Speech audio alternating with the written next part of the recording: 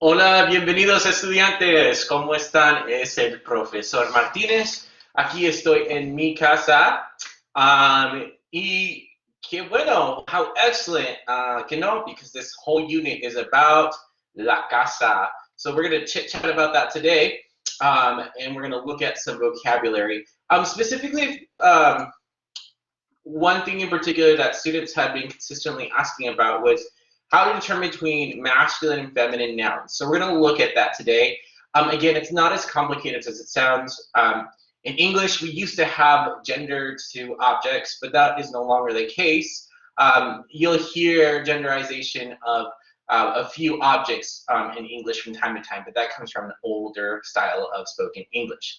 For example, you'll hear the ship, she was a beautiful ship that roamed the seas, or the university and her majesty that bestows upon the students, right? So again, these concepts were once upon a time there, but we no longer use, and it's again more of an antiquated way of speaking. But in Spanish, it's way prevalent. We utilize these importantly because, well, it's how we manipulate our adjectives, it's how we manipulate the nouns, and we'll see here what that looks like. So first things first, let's go ahead and look at some vocabulario. So as you can see here, I've zoomed in a little on the vocabulario, and this whole set here, you can see that we're going over the house, and then also where it might be located. Is it located on the beach? Is it located in the forest? And additionally, we're looking at numbers. So as well as some additional location words. We've already heard a few of the location words in the previous unit with encima, debajo, entre, right? So we'll go a little bit further and deeper into that, just slightly. And then, of course, you can see some adjectives. So we're looking at some colors of the house and the type or style of the home. And we're continuing on with the conjugation of verbs. So again, we're going to rock through this real fast. We're not going to belabor it any longer. And let's go ahead and get started today. So first things first, the gender of nouns. What the heck do I do with the gender of nouns? All right, so don't, again, let it bother you. When in doubt, look at the end of the noun. Remember, nouns are a person, place, thing, or idea. So for example, teléfono, bolígrafo, carpeta, right? And so as I go through it, you heard teléfono. Look at the end of the noun. It'll typically end in O or an A. And if that's the case, then you should be able to determine quickly whether the noun is masculine or feminine. For example, we have el número de teléfono. Well, actually, really, that's not the noun there. It's actually the number, the telephone number, right? Because telephone is acting as an adjective there for number. So número, does it have an O or does it have an A? It has an O. Perfecto. Número. El número de teléfono. So I look at número, it has an O. Therefore, I know that it is going to be singular because there's no additional S or ES. So it's not pluralized. So we'll look then at the definite article, which is el.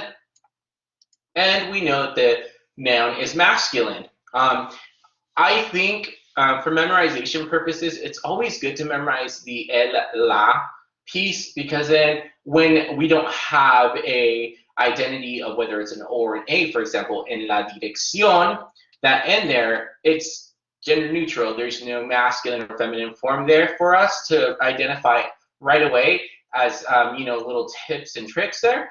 Rather, what you're going to do now, okay, well, I'm given the whole word here, la dirección. Now I need to determine whether it's masculine or feminine. They gave me la, so I know it's feminine because of the la. A little tip or trick here also, typically words that end in sion, are going to be feminine. Sion are typically feminine. So dirección, maldición, ejecución, right? All these ción words are going to be primarily feminine. So if you see that C-I-O-N, then as an ending, then you're more than likely be dealing with a feminine noun. But again, my big rule or tip is just make sure that you look at specifically the definite article, because that will be the indicating case to you of what the noun will be, because there are times where that might trip you out. For example, in a previous example, I don't think I see it here, agua. Agua ends in an A, right? So agua, A-G-U-A, or A-G-U-A, agua. Agua technically is feminine, but because it starts with an A, it doesn't like having that la agua. So they're gonna say el agua. But when you transform it to its plural form, aguas, then you'll have las aguas. Again, nothing too crazy. Just look at the definite article before the word, and you should be able to determine whether an object is masculine or feminine. Okay, so that's a quick little lowdown on that. Nothing too crazy here. So we are currently en mi casa. ¿Dónde está la casa o el apartamento? Yo vivo en una casa. Yo vivo en una casa. Yo vivo en una casa. Tú vives. Tú vives en una casa. O tú vives en un apartamento.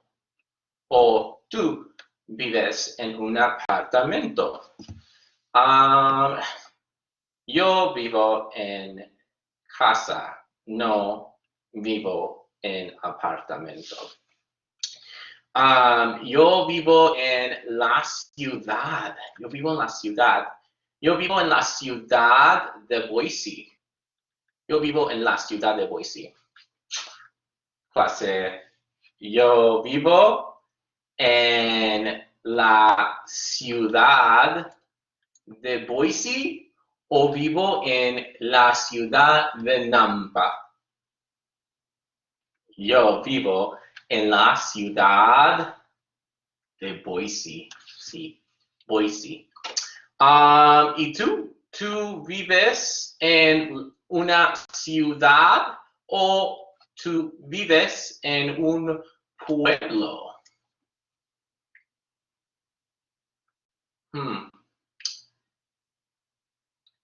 Mis estudiantes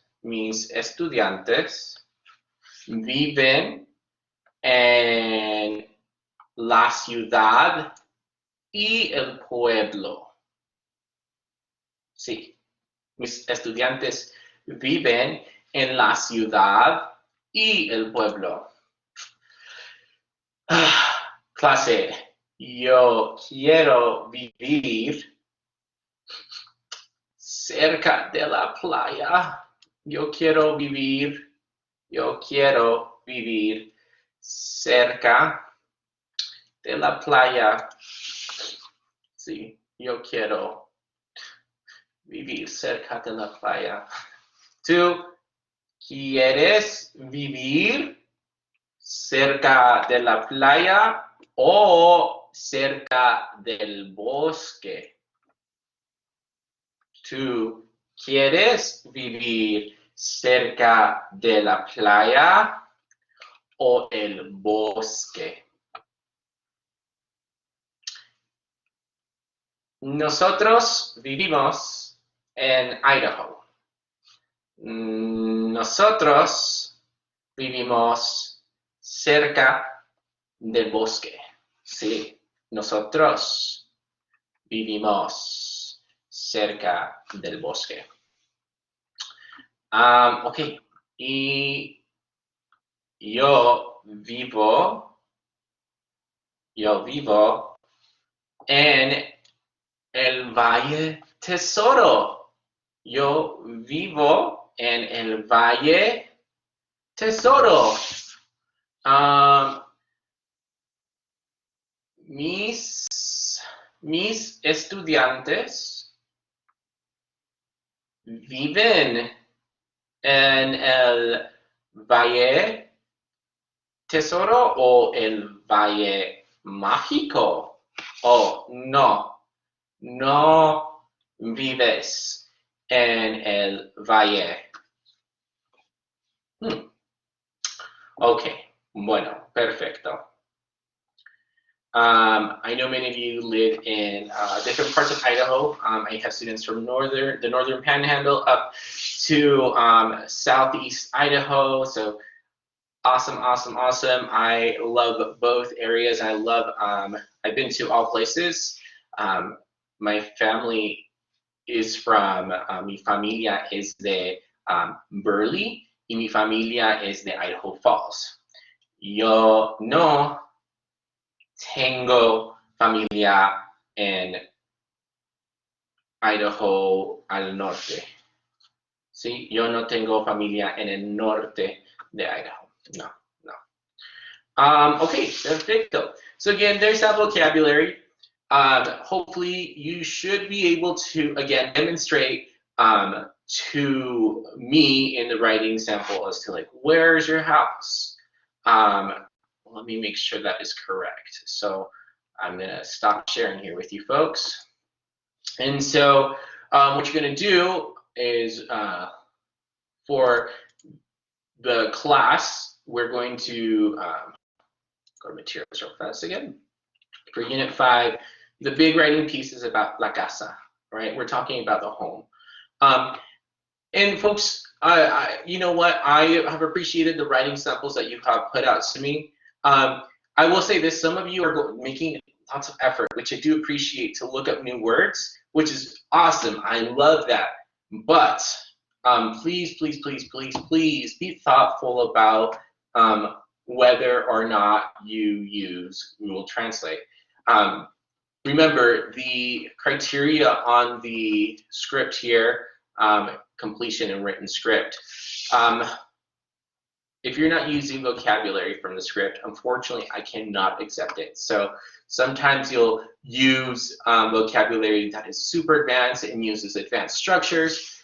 The whole point I want to say here is, yes, Google Translate is an amazing device, and I think it's super helpful for us as learners, but I think it also hinders us from using the base of what has been given to us to elaborate from there. Does that make sense? So remember, you are beginning learners of the language, most of you. Some of you folks have some experience with the language, which is great, but to keep it simple, make sure you follow directions. That's a big piece. So let's look at the directions for the writing presentation here. Write a paragraph in Spanish that answers these questions. ¿Dónde vives? ¿Dónde vives?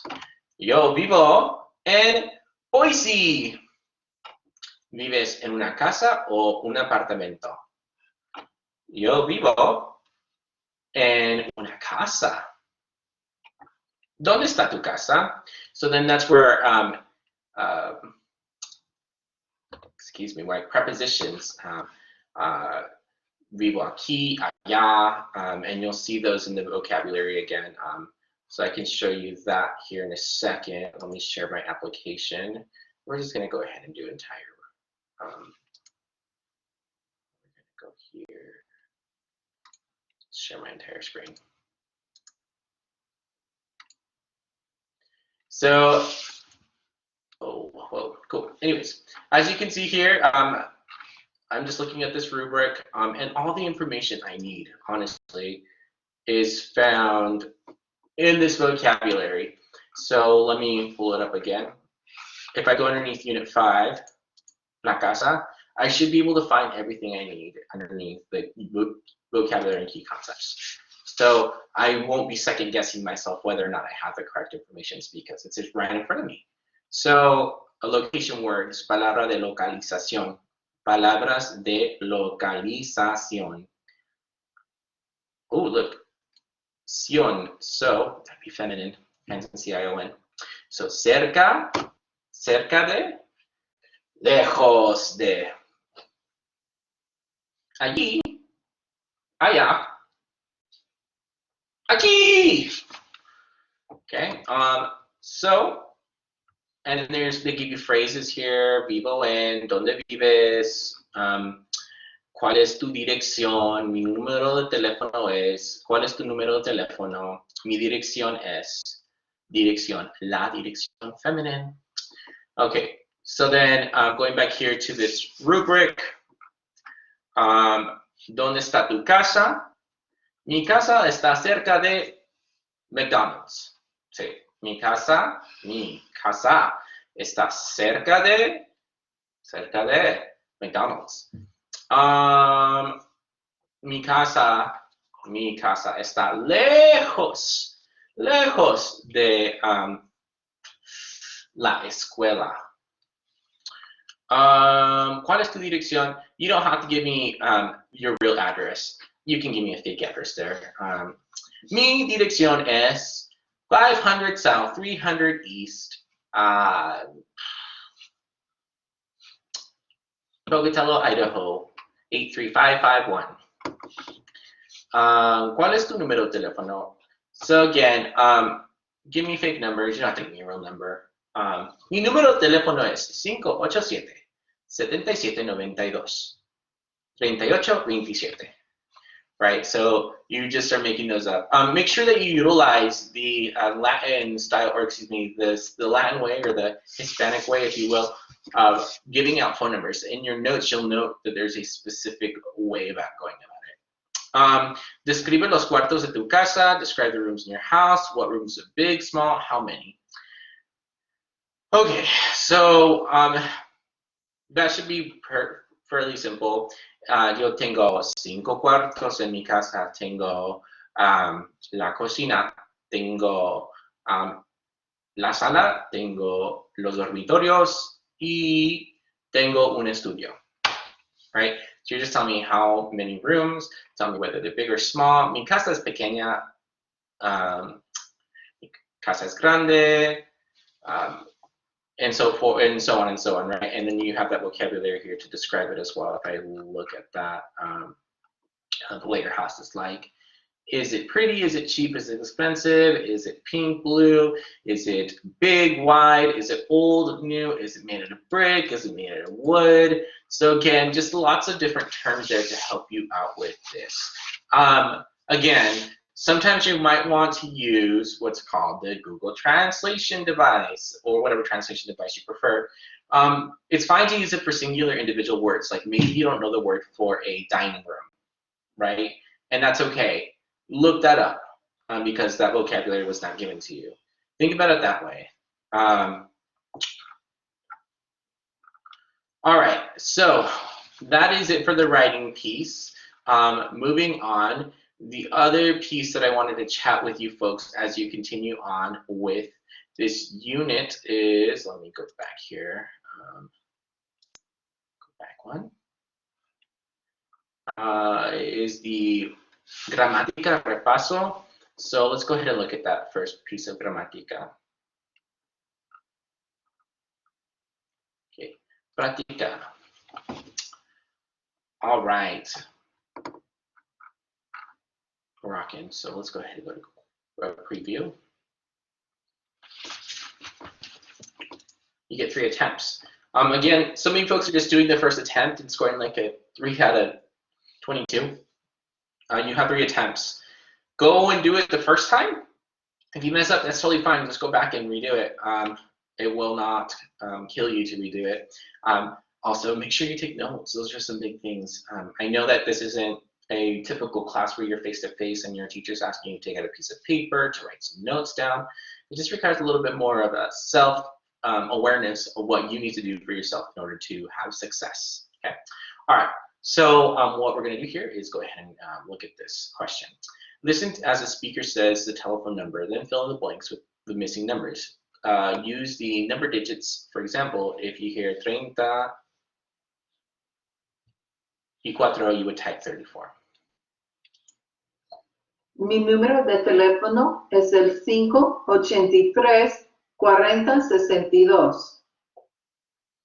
And if I don't hear it completely, I just go back and I play it again. Mi número de teléfono es el 4062. Okay, and then I enter my answer, and then of course go to the next page. Cool. And so we go on.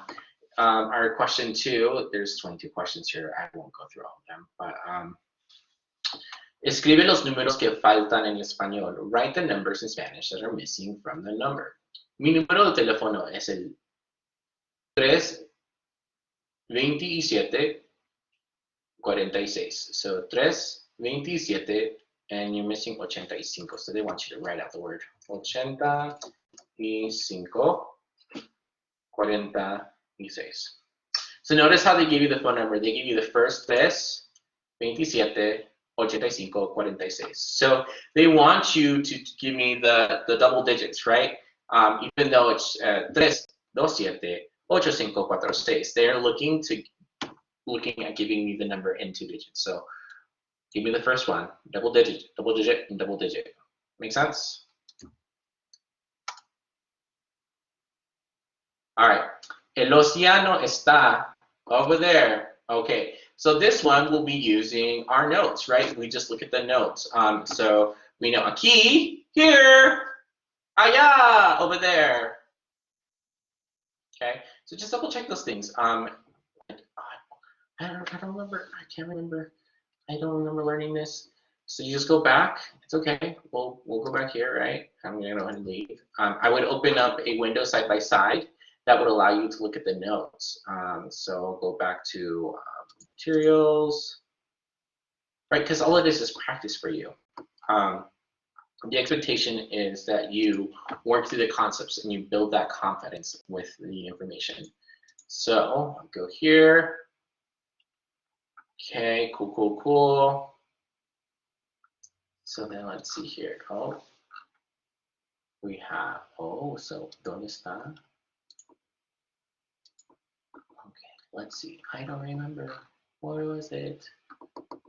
Okay, over there within sight. Out of sight. Okay. So we know it's either allí or allá. So within sight is allí. Without a sight, allá. All right. So then I, of course, can just go back to my task and determine which one is correct.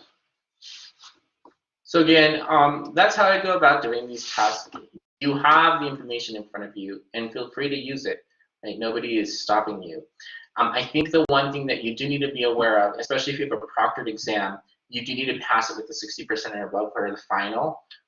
So make sure that you are taking the content seriously and working through it diligently to make sure that you have a better understanding and succinct understanding of the information. Okay? All right. Well, I think I have chatted plenty with you folks. It appears that I haven't seen anybody hop on, so what I'm going to do is go ahead and hop off. I will be available, folks, for the next 30 minutes on the live. But other than that, thanks so much for coming and chatting with me today. I hope this was helpful for you. Oh, hold up, the extra credit. All right, so the extra credit is really easy. I would love for you to go out into the community and wherever you live and show me one of the amazing landmarks that is found in your area. So for example, I would go to Boise and I'd probably go to, there's an Abraham Lincoln statue that's in one of the main parks. So I'd take a picture of that statue to show you folks. And then you tell me whether está cerca de tu casa o está lejos de tu casa. So again, that should be fairly simple, a picture, and then tell me whether it's far or close from your home. All right, bueno, muchas gracias estudiantes. Have a good one. Hasta luego.